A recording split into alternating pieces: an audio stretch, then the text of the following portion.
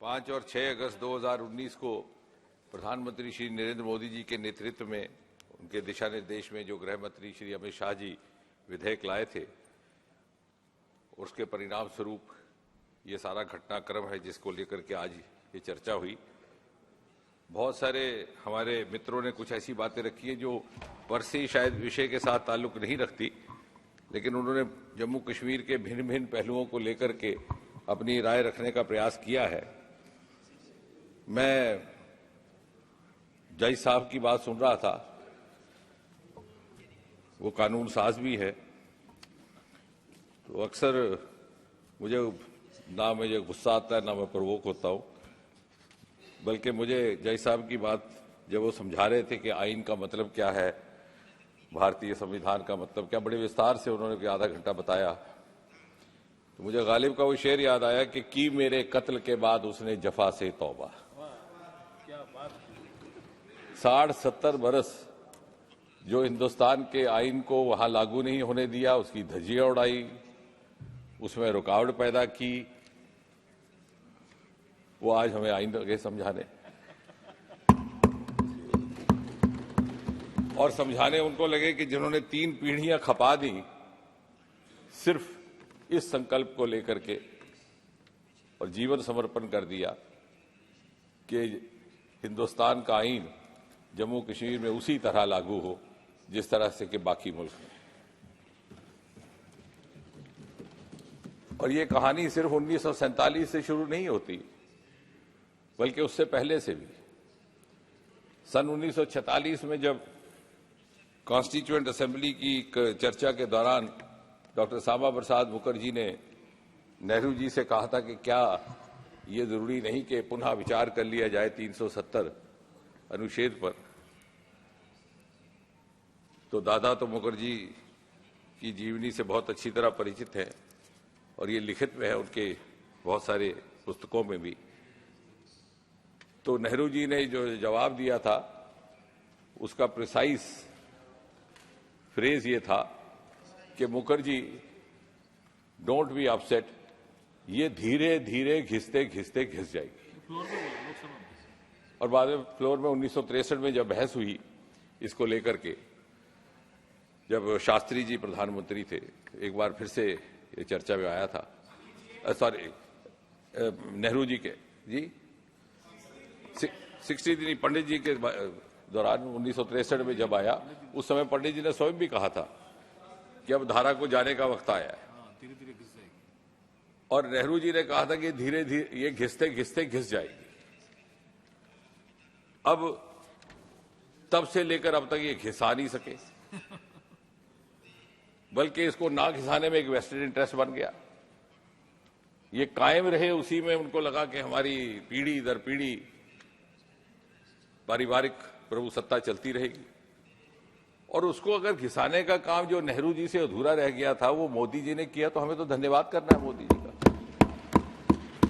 सबसे पहले तो कांग्रेस पार्टी को मोदी जी का धन्यवाद करना चाहिए कि आपने ये विधेयक लाया। हमसे नहीं हो पाया था, हमारी मजबूरियां थी, हमारी राजनीतिक मजबूरियां थी, हम कमजोर पड़ गए थे, हम परिवारवाद के आगे कमजोर पड़ गए, हम अपने स्वार्थ के आगे कमजोर पड़ गए। हम चाहते थे कि हमारे बाद बेटा, बेटे के बाद बेटी बने, लेकिन आपने वो संकल्प, वो मर्यादा, उस सिद्धांत का पालन किया। उस पर भी आते हैं।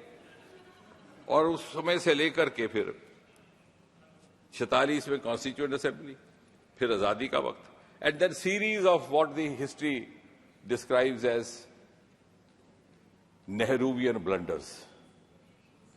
1947-48 में जब बाकी राज्यों का विलय हो रहा था, जम्मू कश्मीर के विलय में समय लगा, विलंब हुआ।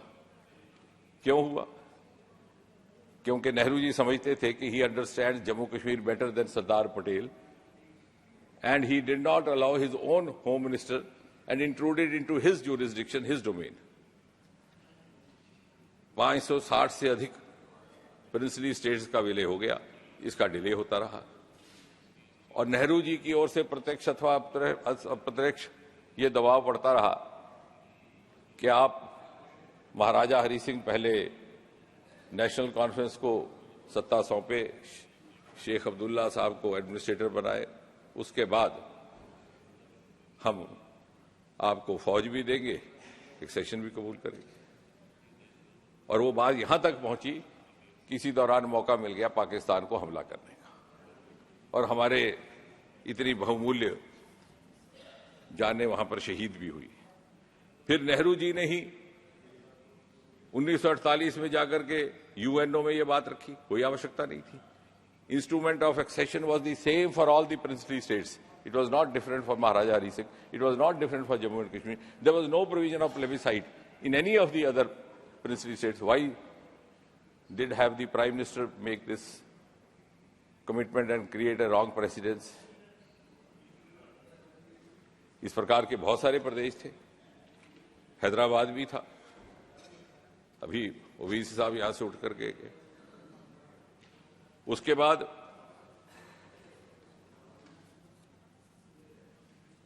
ये जब सिलसिला आगे चला तो 1950 में पंडित प्रेमनाथ डोगरा के नेतृत्व में प्रजा परिषद ने एक आंदोलन शुरू किया,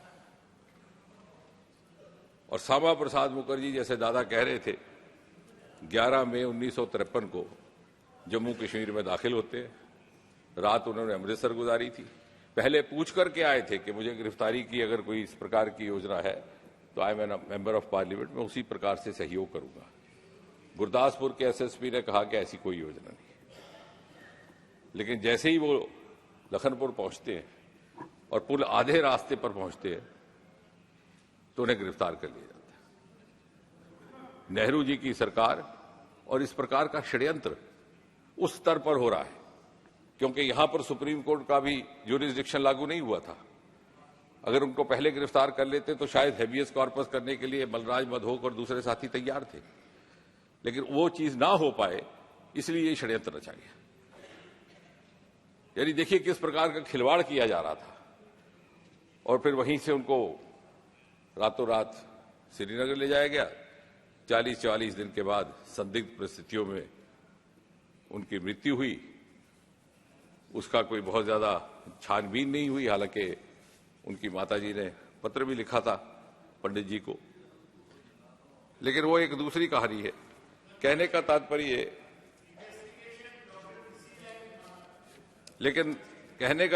ये है कि अब 370 जब लग गया और उसके जाने के ऊपर जब बहुत ज्यादा आपत्ति व्यक्त की जा रही है, या वो लोग जो 370 के जाने के कहकर के कह रहे हैं कि उससे क्या नुकसान हुआ, वास्तव में 370 का सबसे अधिक दुरुपयोग भी उन्होंने नहीं किया। The greatest abuse or misuse of Article 370 was done by the greatest protagonists of 370. और विज्ञान के छात्र होने के नाते हमें समझाया गया कि बिना तर्क के बात नहीं करनी। बहुत से उदाहरण, एक छोटा सा उदाहरण आपको देता हूं। सन 1975 में श्रीमती इंदिरा गांधी ने इमरजेंसी लगाई। एक बहुत सारे अमेंडमेंट्स आए। एक था 42-43 विच बिकेम क्वाइट इनफेमस, जिसमें एम्बलम का भी जिक्र था।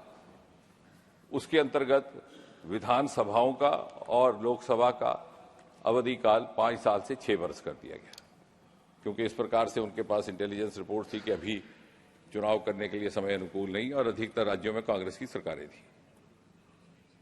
फिर उसके बाद 1977 में सरकार बदल गई। अब इस दौरान जब ये अमेंडमेंट लाई गई तो जम्मू कश्मीर में नेशनल कॉन्फ्रेंस की सरकार थी, उसको तुरंत बना लिया गया। हालांकि जम्मू कश्मीर के आईएन के तहत जम्मू कश्मीर को यह अधिकार था वो ये फैसला करे कि कौन सा सेंटर का रूल अपनाना है कि नहीं अपनाना, लेकिन इसमें कोई दिक्कत नहीं थी, कोई दिक्कत नहीं। हम भी 6 साल रहते हैं। अब रोचक फॉलोअप देखिए। 3 साल के बाद 1977 में मोरारजी भाई प्रधानमंत्री बनते हैं। सारे ये अमेंडमेंट्स रिव्यू किए जाते हैं। ये एक धारणा बनती है, व्यू बनता है कि ये लोकतांत्रिक भावना के और लोकतांत्रिक मूल्यों के अनुकूल नहीं था इस प्रकार का संशोधन। और उस प्रकार फिर शायद मुनीश जी को बेहतर याद होगा, वकील है, शायद 45th और 46th amendment was brought in after 42nd, और ये रिवर्स हो गया। तो 6 साल का अवधि काल पुनः 5 साल हुआ। देश भर की सारी विधानसभाएं 5 साल तक रही, लोकसभा 5 साल, जम्मू कश्मीर 6 साल। 6 साल बताओ। क्योंकि उस समय 370 आ गया और 370 हमें इजाजत नहीं देता कि हम ये अपना लें कानून, क्योंकि ये जम्मू कश्मीर हित में नहीं है। अब वो जम्मू कश्मीर का हिस्सा या सत्ताधारी पार्टी का हिस्सा या परिवार का हिस्सा, ये जनता के विवेक पर है। और ये 6 साल तक रहा, तब तक जब तक के गृह मंत्री अमित शाह जी ने 5 और 6 अगस्त 2019 को ये विधेयक लाया, तब तक। अब बताइए इसका क्या उत्तर है? अब इतना ही नहीं, कहा जाता है कि साहब 370 हमारी शनाख्त थी, हमारी पहचान थी, हमारी आइडेंटिटी थी, हमारी कश्मीरियत पर हमला हुआ। अब आप मुझे बताएं, कुछ ऐसे प्रावधान सारे हिंदुस्तान में लागू हुए थे। हमारे यहां पर इतनी महिला सदस्य भी हैं और इसी सरकार ने महिला आरक्षण का भी कानून लाया, एक के बाद एक महिला प्रधान कानून लाए। आपको क्या दिक्कत थी कि आप डाउरी एक्ट नहीं लगा सके जम्मू कश्मीर में? क्योंकि एक समुदाय विशेष को रिझाने के लिए, उसके तुष्टीकरण के लिए आपको क्या आपत्ति थी कि आप चाइल्ड मैरिज एक्ट नहीं लगा सके?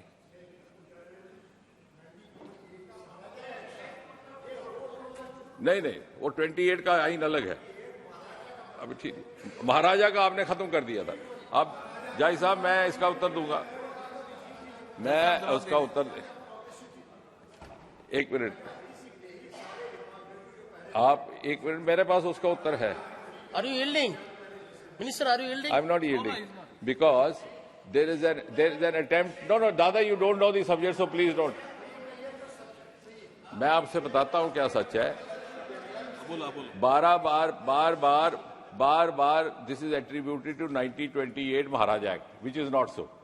स्टेट सब्जेक्ट को लेकर के भी जो समाप्त हुआ है गृह मंत्री जी के इस प्रावधान के लाने के बाद, 370 हटाने के बाद, उसके बारे में ये कहा जाता है कि महाराजा हरि सिंह का स्टेट सब्जेक्ट, वो नहीं है। वो इसलिए नहीं है कि उसमें अलग अलग क्लॉजेस थे। क्लॉज नंबर 1 कि जो सन उतने से कट ऑफ से जम्मू कश्मीर में रहने वाला बाशिंदा है वो यहां का नागरिक होगा।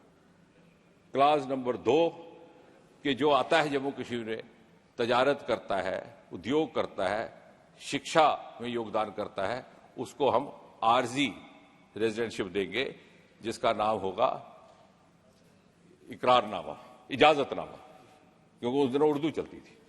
10 साल के बाद अगर लगता है कि वाकई उसको इस राज्य को फायदा हो रहा है, तो हम उसको मुस्तकिल परमानेंट सिटीजनशिप देंगे, जिसका होगा इकरारनामा। तीसरा क्लॉज, जहां जहां भी महाराजा को या उसकी निजाम को